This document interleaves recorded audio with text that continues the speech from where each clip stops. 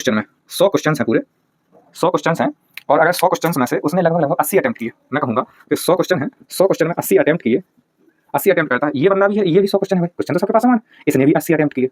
इस चीज़ का रेशियो देखना भैया। अब हम इसमें बात करें कि 80 अटेम्प्ट में इसके जो क्वेश्चन है वो केवल 8 क्वेश्चन गलत होते हैं। क्या होते हैं? 8 क्वेश्चन इसके गलत होते हैं और इसी कंडीशन में इसका हो जाता है कम से कम 12 क्वेश्चन गलत।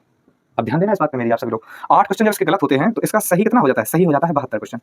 ठीक है, इसके 72 क्वेश्चन सही हो जाते हैं और इसके बाद सही क्वेश्चन कितने होंगे? इसके हो जाएंगे 68 क्वेश्चन सही।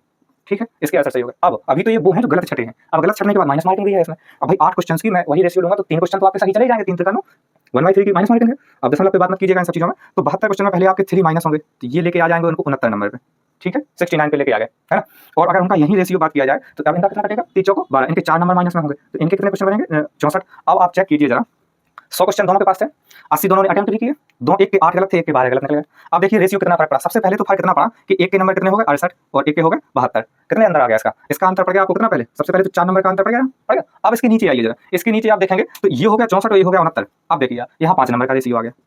पता है क्यों आया? ये सिर्फ इसलिए कि जो 1/3 की माइनस मार्किंग है इसकी वजह से, जो 1/3 की माइनस मार्किंग है इसकी वजह से ये सब हुआ है। अगर ये व्यक्ति अगर दोनों के समान होते तो प्रभाव नहीं पड़ता, लेकिन अब दोनों के केवल क्वेश्चन गलत होने की वजह से, जब पहले सही क्वेश्चन थे तो 4 का अंतर पड़ा, जब बाद में माइनस मार्किंग हो गई तो 5 नंबर का अंतर हो गया। अब आप बताइए, आप सभी लोग, अगर आप जनरल में यूआर में ये है, यूआर में ये है, तो ये संकोच में रहेगा पर 69 वाला संकोच में नहीं होगा। इस बार आप याद रखना, इसका सिलेक्शन से हो जाएगा। और जो नॉर्मलाइजेशन भी होगी ना तो उस नॉर्मलाइजेशन का इसको फायदा ज्यादा मिलेगा, क्योंकि इसकी अटेम्प्ट एक्यूरेसी है वो 80 नंबर की मिलेगी, लेकिन क्वेश्चन सही बात है इसके 8 ही गलती किया कर रहा है। मतलब कि 8 गलत होने का मतलब जानते हैं? 12 क्वेश्चन पर एक क्वेश्चन का गलत होना, 12 क्वेश्चन पे एक क्वेश्चन गलत होना। और इसके 12 गलत होने का मतलब जानते हैं? 8 क्वेश्चन पे एक गलत होना, 8 क्वेश्चन पे एक गलत।